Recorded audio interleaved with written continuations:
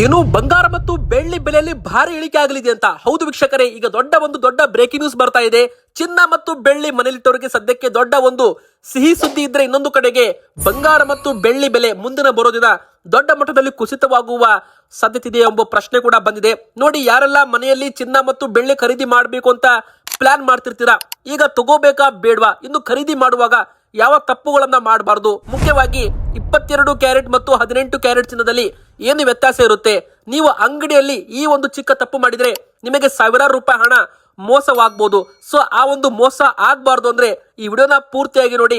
ಚಿನ್ನ ಬೆಳ್ಳಿ ಖರೀದಿ ಮಾಡೋಕ್ಕಿಂತ ಮುಂಚೆ ಈ ಎಲ್ಲಾ ಮಾಹಿತಿ ಕೂಡ ನೀವು ತಿಳಿದುಕೊಳ್ಬೇಕು ವೀಕ್ಷಕರೇ. ಸೊ ವಿಡಿಯೋ ತುಂಬಾ ಇಂಪಾರ್ಟೆಂಟ್ ಆಗಿರೋದ್ರಿಂದ ಈ ವಿಡಿಯೋ ದಯವಿಟ್ಟು ಪೂರ್ತಿಯಾಗಿ ನೀವು ಕೊನೆ ತನಕ ನೋಡ್ತಾ ಇರಿ. ಇನ್ನು ಬಂಗಾರ ಮತ್ತು ಬೆಳ್ಳಿ ಬೆಲೆಯಲ್ಲಿ ನಾಗಾ ಲೋಟ ಅಂತಾನೂ ಕೂಡ ಹೇಳಲಾಗ್ತಾ ಇದೆ. ಒಂದು ದಿನ ಏರಿಕೆ, ಒಂದು ದಿನ ಇಳಿಕೆ, ಈ ತರ ಬಂಗಾರದಲ್ಲಿ ಭಾರಿ ಒಂದು ಶಾಕಿಂಗ್ ಉತ್ತರ ಕೂಡ ಸಿಕ್ಕಿರುವಂತದ್ದು. ಅದಕ್ಕಿಂತ ಮುಂಚೆ ನಿಮಗೂ ಕೂಡ ಆಸೆ ಇದ್ರೆ, ಬಂಗಾರ ಬೆಲೆ ಇಳಿಕೆ ಆಗಲಿ ಅಂತ ಆಸೆ ಇದ್ರೆ ಬೇಗನೆ ವಿಡಿಯೋಗೆ ಒಂದು ಲೈಕ್ ಮಾಡಿ, ಹಾಗೂ ನಾವು ಕೇಳುವ ಒಂದು ಪ್ರಶ್ನೆಗೆ ಉತ್ತರ ಕೊಡಿ. ನಿಮ್ಮ ಪ್ರಕಾರ ಬಂಗಾರದ ಸರಿಯಾದ ಬೆಲೆ ಎಷ್ಟಾಗಬೇಕು? ಬಡ ಜನರು ಕೂಡ ಸುಲಭವಾಗಿ ಬಂಗಾರ ಖರೀದಿ ಮಾಡಿರ್ಬೇಕು. ನಿಮ್ಮ ಉತ್ತರ ದಯವಿಟ್ಟು ಕಮೆಂಟ್ ಅಲ್ಲಿ ಮಾಡಿ ವೀಕ್ಷಕರೇ. ಯಾಕಂದ್ರೆ ತುಂಬಾ ಜನ ಕಮೆಂಟ್ ಮಾಡ್ತೀರಾ, ಲೈಕ್ ಮಾಡ್ತೀರಾ, ನಿಮ್ಮ ಅನಿಸಿಕೆ ಹೇಳ್ತೀರಾ, ತುಂಬಾ ಖುಷಿ ಆಗುತ್ತೆ. ಮತ್ತೆ ತುಂಬಾ ಧನ್ಯವಾದಗಳು ನಿಮಗೆಲ್ಲರಿಗೂ ಕೂಡ. ಮೊದಲಿಗೆ ಹೇಳ್ಬೇಕಂದ್ರೆ, ಬೆಳ್ಳಿ ಬೆಲೆ ಮತ್ತು ಬಂಗಾರದ ಬೆಲೆ ಎರಡೂ ಕೂಡ ಇಂಟರ್ ಲಿಂಕ್ ಇದೆ. ಯಾವಾಗ ಬೆಳ್ಳಿ ಬೆಲೆ ಇಳಿಕೆ ಆಗುತ್ತೆ ಅವಾಗ ಮತ್ತೆ ಬಂಗಾರದ ಬೆಲೆ ಕೂಡ ಇಳಿಕೆ ಆಗಿದೆ. ಯಾವಾಗ ಬೆಳ್ಳಿ ಬೆಲೆ ಏರಿಕೆ ಆಗಿದೆ ಅವಾಗ ಬಂಗಾರದ ಬೆಲೆ ಕೂಡ ಏರಿಕೆ ಆಗಿದೆ. ಮತ್ತೆ ಅಮೆರಿಕನ್ ಡಾಲರ್ ಮಾತ್ರ ಅಲ್ಲ, ಅಮೆರಿಕ ಮತ್ತು ಇರಾನ್ ನಡುವೆ ಯುದ್ಧ ಕಾರಣದಿಂದಾಗಿ ಬಂಗಾರ ಬೆಳ್ಳಿಲಿ ಭಾರಿ ಏರುಪೇರು ಆಗ್ತಾ ಇದೆ.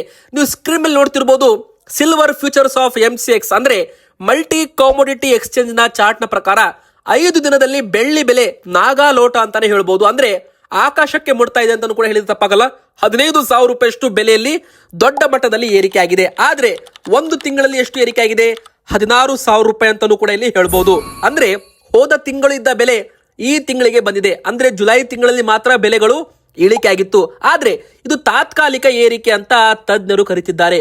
ತಾತ್ಕಾಲಿಕ ಏರಿಕೆ ಅಂದ್ರೆ ಏನು? ಮತ್ತೆ ಬೆಲೆಗಳು ಇಳಿಕೆ ಆಗುವ ಸಾಧ್ಯತೆ ಇದೆ ಎಂಬ ದೊಡ್ಡ ಒಂದು ಸಿಹಿ ಸುದ್ದಿ ಬಂದಿದೆ. ಹಾಗಾದ್ರೆ ಈಗ ತಗೋಬೇಕಾ ಬೇಡವಾ ಎಂಬ ಪ್ರಶ್ನೆಗೆ ಉತ್ತರ ನಿಮಗೆ ಆಟೋಮೆಟಿಕ್ಲಿ ಗೊತ್ತಾಗಿರ್ಬೋದು.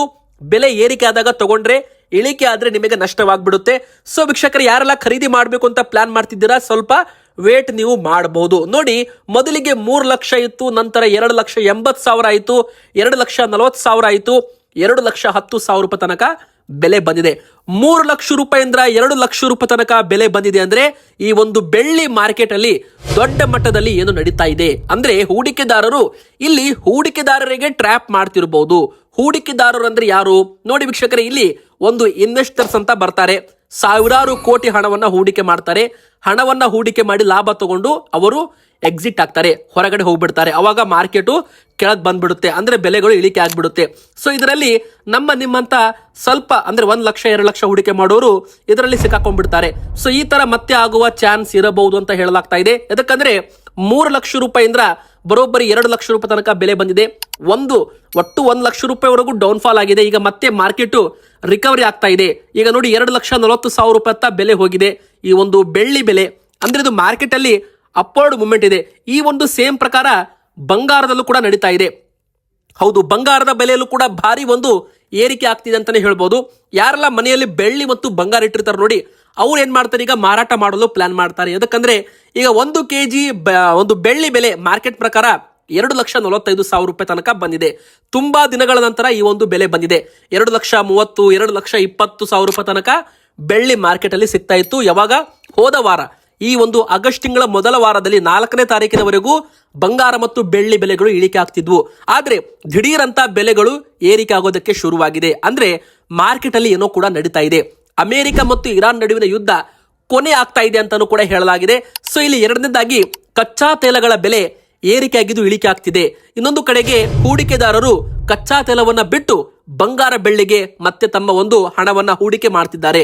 ಸೊ ಈ ಒಂದು ಬಂಗಾರ ಮತ್ತು ಬೆಳ್ಳಿ ಬೆಲೆ ಏರಿಕೆ ಆಗೋದಕ್ಕೆ ಇದು ಪ್ರಮುಖ ಕಾರಣವಾಗಿದ್ರೆ, ಎರಡನೇ ಪ್ರಮುಖ ಕಾರಣ ಅಮೆರಿಕನ್ ಡಾಲರ್ ಏನಿದೆ ನೋಡಿ, ಅದು ಸ್ವಲ್ಪ ವೀಕ್ ಆಗಿದೆ. ಸೊ ಹೀಗಾಗಿ ಬಂಗಾರ ಮತ್ತು ಬೆಳ್ಳಿಯಲ್ಲಿ ಹೂಡಿಕೆದಾರರಿಗೆ ಒಂದು ಆಕರ್ಷಕ ಲಾಭ ಸಿಗೋದ್ರಿಂದ ಹೂಡಿಕೆದಾರರು ಇದರಲ್ಲಿ ಹಣವನ್ನ ಹೂಡಿಕೆ ಮಾಡ್ತಾರೆ. ನೋಡಿ, ಬಂಗಾರ ಮತ್ತು ಬೆಳ್ಳಿಲಿ ಹೂಡಿಕೆ ಮಾಡಿ ಕೆಲವೊಬ್ಬರು ಭಾರತದಲ್ಲಿ ಇದ್ದು 20-30 ಸಾವಿರ 50,000 ಲಾಭ ಮಾಡ್ತಾರೆ. ಇಂಟರ್ ನ್ಯಾಷನಲ್ ಹೂಡಿಕೆದಾರರು ಸಾವಿರಾರು ಕೋಟಿ ಹಣದಲ್ಲಿ ಹೂಡಿಕೆ ಮಾಡಿ ಹಣವನ್ನ ಲಾಭ ಮಾಡ್ತಾರೆ. ಕಡಿಮೆ ಇದ್ದಾಗ ತಗೊಳ್ಳೋದು, ಬೆಲೆ ಜಾಸ್ತಿ ಆಗಾದಾಗ ಮಾರಾಟ ಮಾಡೋದು, ಈ ತರ ಮೇಲ್ಗಡೆ ಡಿಫರೆನ್ಸ್ ಅಮೌಂಟ್ ಲಾಭ ಅಂತ ತಗೋತಾರೆ. ಸೊ ಈ ತರ ಮಾಡಿ ಮಾಡಿ ತುಂಬಾ ಜನ ಹಣ ಕೂಡ ಲಾಭ ಮಾಡ್ತಾರೆ. ಅದೇ ಪ್ರಕಾರ ನಷ್ಟ ಕೂಡ ಆಗುತ್ತೆ ಇದರಲ್ಲಿ. ಯಾಕಂದ್ರೆ ಯಾರೆಲ್ಲ ಬೆಲೆ ಏರಿಕೆದಾಗ ಖರೀದಿ ಮಾಡಿರ್ತಾರೆ, ನಂತರ ಬೆಲೆ ಇಳಿಕೆ ಆಗ್ಬಿಟ್ಟಂದ್ರೆ ಅವರಿಗೆ ನಷ್ಟ ಅಂತಾನೆ ಹೇಳ್ಬೋದು. ಈಗ ಬಂಗಾರದ ಚಾರ್ಟ್ ನೋಡಿ, ಕಳೆದ 5 ದಿನದಲ್ಲಿ 8,000 ರೂಪಾಯಿ ಏರಿಕೆ ಆಗಿದೆ. ಒಂದು ತಿಂಗಳಲ್ಲಿ 10,000 ರೂಪಾಯಿಯಷ್ಟು ಬೆಲೆ ಏರಿಕೆ ಆಗಿರುವಂತದ್ದು. ಆದ್ರೆ 3 ತಿಂಗಳಲ್ಲಿ ಇನ್ನೂ ಕೂಡ 9,000 ಡೌನ್ ಫಾಲ್ ಅಲ್ಲಿದೆ. ಹೈಯೆಸ್ಟ್ ಈ ವರ್ಷದಲ್ಲಿ ಅಂದ್ರೆ 2026 ಜನವರಿಯಿಂದ ಹಿಡಿದು ನಾವು ಆಗಸ್ಟ್ ತಿಂಗಳವರೆಗೂ ಕಂಪೇರ್ ಮಾಡಿ ನೋಡಿದ್ರೆ 1,60,000 ಹೈಯೆಸ್ಟ್. ಅಂದ್ರೆ ಮೇ ಮತ್ತು ಜೂನ್ ತಿಂಗಳಲ್ಲಿ ನಡಕ್ಕೆ ಸಿಕ್ಕಿತ್ತು 1,60,000. ನಂತರ ಬೆಲೆಗಳು ಇಳಿಕೆ ಆಗ್ತಾ ಬಂದು ಈ ಒಂದು ಆಗಸ್ಟ್ ತಿಂಗಳ ಮೊದಲ ವಾರದ ಹತ್ರ 1,43,000 ರೂಪಾಯಿ ಇತ್ತು. ಆದ್ರೆ ಈ 2ನೇ ವಾರ ಶುರು ಆಗ್ತಿದ್ದಂತೆ ಬೆಲೆಗಳು ಭರ್ಜರಿ ಏರಿಕೆ ಆಗಿದೆ. ಅಂದ್ರೆ ಯಾರೆಲ್ಲ 1,40,000 ರೂಪಾಯಿದಾಗ ಬಂಗಾರ ಖರೀದಿ ಮಾಡಿದ್ರಲ್ಲ ಅವರಿಗೀಗ 10,000 ರೂಪಾಯಿ ಲಾಭ ಅಂತಾನೆ ಹೇಳ್ಬೋದು. ಯಾರೆಲ್ಲ ಹೋದ ವರ್ಷ 1,70,000 80,000 ಬಂಗಾರ ಖರೀದಿ ಮಾಡಿದ್ರಲ್ಲ ಅವರಿಗೆ ಆಲ್ಮೋಸ್ಟ್ ಡಬಲ್ ಅಂತಾನೆ ಹೇಳ್ಬೋದು. 1.5 ಲಕ್ಷ ರೂಪಾಯಿ ತನಕ ಮತ್ತೆ ಈಗ ಬೆಲೆ ಬಂದಿದೆ. ಅಂದ್ರೆ ಮನೆಯಲ್ಲಿ ಬಂಗಾರ ಇಟ್ಟವರಿಗೆ ಇದು ಗುಡ್ ನ್ಯೂಸ್ ಅಂತಾನೆ ಹೇಳ್ಬೋದು. ಹೊಸದಾಗಿ ಖರೀದಿ ಮಾಡೋರಿಗೆ ಒಂದು ಶಾಕಿಂಗ್ ಸುದ್ದಿ. ಈ ಒಂದು ಚಾರ್ಟ್ ನೋಡಬಹುದು ನೀವು, ಬೆಲೆ ಯಾವ ತರ ಏರಿಕೆ ಆಗಿ ಮತ್ತೆ ಇಳಿಕೆ ಆಗಿದೆ. ಅಂದ್ರೆ ಯಾವಾಗ ಬೆಲೆಗಳು ಏರಿಕೆ ಆಗುತ್ತೆ ಅವಾಗ ಮತ್ತೆ ಇಳಿಕೆ ಆಗಿದೆ. ಇದು ಒಂದು ಸಾಕ್ಷಿ ಸಮೇತ ನಾವು ನಿಮಗೆ ತೋರಿಸ್ತಾ ಇದ್ದೇವೆ. ಸೊ ಈ ಬಾರಿ ಕೂಡ ಬೆಲೆ ಭರ್ಜರಿ ಏರಿಕೆ ಆಗಿದೆ. ಅಂದ್ರೆ ಕಳೆದ 4 ದಿನದಲ್ಲಿ 12,000 ರೂಪಾಯಿ ಏರಿಕೆ ಆಗಿದೆ. ಇದು ಸಾಮಾನ್ಯ ಏರಿಕೆ ಅಲ್ಲ. ಅಂದ್ರೆ ಹೂಡಿಕೆದಾರರ ಮನಸ್ಥಿತಿ ಚೇಂಜ್ ಆಗಿರಬಹುದು, ಒಂದು ಇಲ್ಲ ಜಾಗತಿಕ ಪರಿಣಾಮದಿಂದಾಗಿ ಈ ಒಂದು ಬೆಲೆಯಲ್ಲಿ ಏರುಪೇರಾಗ್ತಿದೆ ಅಂತ ಹೇಳ್ಬಹುದು. ಸೊ ಈಗ ಬಂಗಾರ ಮತ್ತು ಬೆಳ್ಳಿ ತಗೋಬೇಕಾ ಬೇಡವಾ ಎಂಬ ಪ್ರಶ್ನೆ ಬರುತ್ತೆ. ನೋಡಿ ವೀಕ್ಷಕರೇ, ಹೋದ ಒಂದು ಜೂನ್ ತಿಂಗಳಲ್ಲೂ ಕೂಡ ಈ ಪ್ರಕಾರ ಆಗಿತ್ತು. 1,40,000 ರೂಪಾಯಿ ಅಂದ್ರೆ ಬೆಲೆ 1,50,000 ರೂಪಾಯಿ ಹೋಗಿ ಮತ್ತೆ 1,40,000 ರೂಪಾಯಿಗೆ ಬಂದಿತ್ತು. ಆದ್ರೆ ಈ ಬಾರಿ ಮತ್ತೆ ವಾಪಸ್ ಬರುತ್ತೋ ಇಲ್ವೋ ಅದು ನಮಗಂತೂ ಗೊತ್ತಿಲ್ಲ. ಆದ್ರೆ ಮಾರ್ಕೆಟ್ ಅಬ್ಸರ್ವ್ ಮಾಡಿದ್ರೆ ಮತ್ತೊಮ್ಮೆ ಬರುವ ಸಾಧ್ಯತೆ ಇದೆ ಅಂತ ಹೇಳಲಾಗ್ತಾ ಇದೆ. ಯಾಕಂದ್ರೆ ಅಮೆರಿಕನ್ ಡಾಲರ್ ಮತ್ತೆ ಬಲವಾಗುವ ಸಾಧ್ಯತೆ ಕಂಡು ಬಂದಿದೆ. ಎದಕ್ಕಂತ ಹೇಳೋದಾದ್ರೆ ಅಮೆರಿಕನ್ ಫೆಡ್ ಇಂಟ್ರೆಸ್ಟ್ ರೇಟ್ಸ್ ಏನಿದೆ, ಫೆಡರಲ್ ಬ್ಯಾಂಕ್ ನ ಒಂದು ಇಂಟ್ರೆಸ್ಟ್ ರೇಟು ಅದು ಯಥಾಸ್ಥಿತಿ ಕಾಯ್ದುಕೊಳ್ಳುವ ಸಾಧ್ಯತೆ ಇರೋದ್ರಿಂದ ಬಂಗಾರ ಬೆಳ್ಳಿ ಬೆಲೆ ಇಳಿಕೆ ಆಗಬಹುದು ಅಂತ ಹೇಳಲಾಗಿದೆ. ಇನ್ನು 18 ಕ್ಯಾರೆಟ್ ಚಿನ್ನ, 22 ಕ್ಯಾರೆಟ್ ಚಿನ್ನ ಯಾವ ಚಿನ್ನ ತಗೋಬೇಕು ಅದನ್ನು ಕೂಡ ನೋಡೋಣ. 18 ಕ್ಯಾರೆಟ್ ಚಿನ್ನದ ಬೆಲೆ ಈಗ 1,14,000 ರೂಪಾಯಿಗೆ ಬಂದು ನಿಂತಿದೆ. ನೋಡಿ, ಹೋದ ವಾರ 1,08,000 ರೂಪಾಯಿ ಇತ್ತು. ಈ ವಾರ 1,14,000 ರೂಪಾಯಿಗೆ ಮಾರ್ಕೆಟ್ ಓಪನ್ ಆಗಿದೆ. ಆದ್ರೆ 2 ತಿಂಗಳ ಹಿಂದೆ 1,18,000 ರೂಪಾಯಿ ಇದರದ್ದು ಬೆಲೆ ಇತ್ತು. ಹೋದ 2 ತಿಂಗಳ ಹಿಂದೆಗೆ ನಾವು ಕಂಪೇರ್ ಮಾಡಿದ್ರೆ 4,000 ಇಳಿಕೆ ಆಗಿದೆ. ಹೋದ ವಾರ ಈ ವಾರಕ್ಕೆ 4,000ರಿಂದ 6,000 ಬೆಲೆ ಏರಿಕೆ ಆಗಿದೆ ಅಂತಾನು ಕೂಡ ಇಲ್ಲಿ ಹೇಳ್ಬೋದು ವೀಕ್ಷಕರೇ. ನೋಡಿ, 18 ಕ್ಯಾರೆಟ್ ಆಭರಣ ತಗೊಂಡ್ರೆ ಅದರಲ್ಲಿ 75% ಬಂಗಾರ ಇರಲೇಬೇಕು. ಅಂದ್ರೆ 100% ಅಂದ್ರೆ 1 ಲಕ್ಷ ರೂಪಾಯಿದು ಬಂಗಾರ ತಗೊಂಡ್ರೆ ಅಂದ್ರೆ 75% ಅಂದ್ರೆ ಅದರಲ್ಲಿ 75,000 ರೂಪಾಯಿದಾದ್ರೂ ಬಂಗಾರ ಇರಬೇಕು. 25,000 ರೂಪಾಯಿದು ಅದರಲ್ಲಿ ಮೆಟಲ್ಸ್ ಗಳನ್ನ ಮಿಕ್ಸ್ ಮಾಡಿ ಆ ಒಂದು ಆಭರಣ ರೆಡಿ ಮಾಡಿರ್ತಾರೆ. ಯಾಕಂದ್ರೆ ಬಂಗಾರ ತುಂಬಾ ಮೃದು ಇರುತ್ತೆ, ತುಂಬಾ ಮೆತ್ತಗಿರುತ್ತೆ. ಸೊ ಅದರಲ್ಲಿ ಆಭರಣ ರೆಡಿ ಮಾಡೋದಕ್ಕೆ ಅಸಾಧ್ಯ. ಸೊ ಇಲ್ಲಿ ಏನ್ ಮಾಡ್ತಾರೆ ಅಕ್ಕಸಾಲಿಗರು ಅಂದ್ರೆ ಅದರಲ್ಲಿ ಬೆಳ್ಳಿ ಆಗಿರ್ಬೋದು, ತಾಮ್ರ ಆಗಿರ್ಬೋದು, ಕಾಪರ್ ಆಗಿರ್ಬೋದು ಮಿಕ್ಸ್ ಮಾಡಿ ಒಂದು ಆಭರಣವನ್ನ ರೆಡಿ ಮಾಡ್ತಾರೆ. ಸೊ ಇದಕ್ಕೆ ಮೇಕಿಂಗ್ ಚಾರ್ಜ್ ಅಂತ ತಗೋತಾರೆ.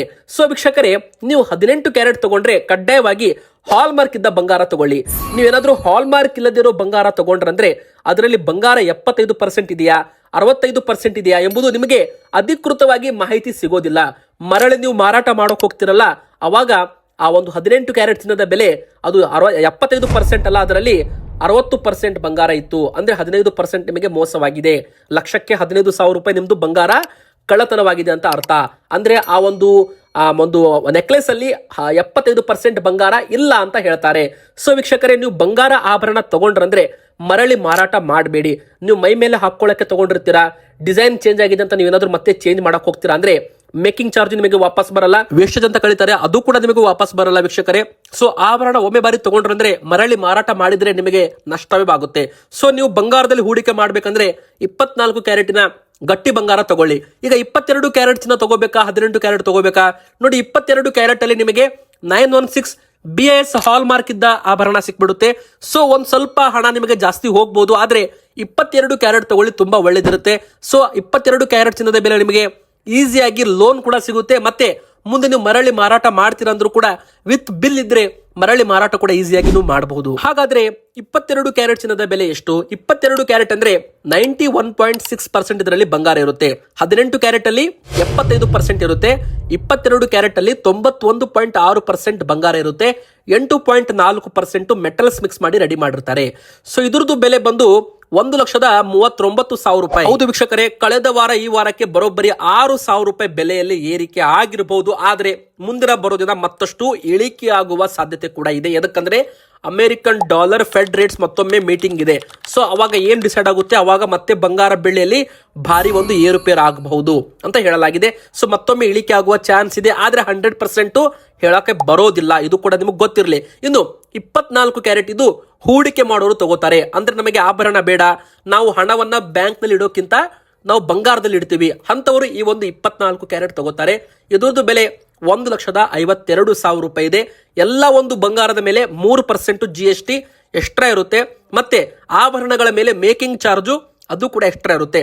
ತುಂಬಾ ಜನ ಎಲ್ಲಿ ತಪ್ಪು ಮಾಡ್ತಾರೆ, ಮೇಕಿಂಗ್ ಚಾರ್ಜ್ ಅಲ್ಲಿ ಚೌಕಾಸಿ ಮಾಡೋದಿಲ್ಲ, ಅಲ್ಲಿ ನಿಮಗೆ ದೊಡ್ಡ ಮೋಸವಾಗ್ಬಿಡುತ್ತೆ. ಸೊ ನೀವು ಮೇಕಿಂಗ್ ಚಾರ್ಜ್ ಎಷ್ಟು ಕಡಿಮೆ ಮಾಡಿಸ್ತೀರಾ, ಎಷ್ಟು ಕಡಿಮೆದಲ್ಲಿ ತಗೋತೀರಾ, ಅಲ್ಲಿ ನಿಮಗೆ ಬಂಗಾರದಲ್ಲಿ ಸ್ವಲ್ಪ ಒಳ್ಳೆ ಹಣ ಉಳಿತಾಯವಾಗುತ್ತೆ ಅಂತ ಹೇಳ್ಬೋದು. ಇನ್ನು ಎರಡನೇದಾಗಿ ಪ್ರತಿಯೊಬ್ಬರು ಕೂಡ ಹಾಲ್ ಮಾರ್ಕ್ ಇದ್ದ ಬಂಗಾರ ತಗೊಳ್ಳಿ. ಹಾಲ್ ಮಾರ್ಕ್ ಇಲ್ಲದೇ ಇರೋ ಬಂಗಾರ ತಗೊಂಡ್ರೆ ಆ ಬಂಗಾರಕ್ಕೆ ಯಾರು ಕೂಡ ಗ್ಯಾರಂಟಿ ಕೊಡೋದಿಲ್ಲ. ಸೊ ಕೇಂದ್ರ ಸರ್ಕಾರ ಕೂಡ ಹಾಲ್ ಮಾರ್ಕ್ ಇದ್ದ ಬಂಗಾರ ಮಾರಾಟ ಮಾಡಬೇಕು, ಖರೀದಿ ಮಾಡಬೇಕು ಅಂತ ಒಂದು ರೂಲ್ಸ್ ಕೂಡ ತಂದಿದೆ, ಅದು ಕೂಡ ನಿಮಗೆ ಗೊತ್ತಿರಲಿ. ಇನ್ನು ಮೂರನೇದಾಗಿ ತುಂಬಾ ಜನ ತಪ್ಪು ಎಲ್ಲಿ ಮಾಡ್ತಾರೆ ಅಂದ್ರೆ ವೇಟ್ ಅಲ್ಲಿ, ತೂಕದಲ್ಲಿ ಮೋಸ ಹೋಗ್ತಾರೆ. ಬಂಗಾರದ ತೂಕ ತುಂಬಾ ಇಂಪಾರ್ಟೆಂಟ್. ನೋಡಿ, 1 ಗ್ರಾಮ್ಗೆ 15,000 ರೂಪಾಯಿ ಬಂಗಾರದ ಬೆಲೆ. ಅದೇ ಬಂಗಾರದ ಆಭರಣ ಮೇಲೆ ಏನಾದ್ರೂ ಸ್ಟೋನ್ಸ್ ಹಾಕಿರ್ತಾರೆ, ಅಂದ್ರೆ ಒಂದು ಬಂಗಾರದ ಒಂದು ಡೈಮಂಡ್ ತರ ಹಾಕಿರ್ತಾರೆ, ನಕಲಿ, ಅದು ಆರ್ಟಿಫಿಷಿಯಲ್ ಡೈಮಂಡ್ ಅಂತ ಕರಿಬಹುದು. ಸೊ ಅದ್ರದ್ದು ಬೆಲೆ 500-600 ರೂಪಾಯಿ ಇರುತ್ತೆ.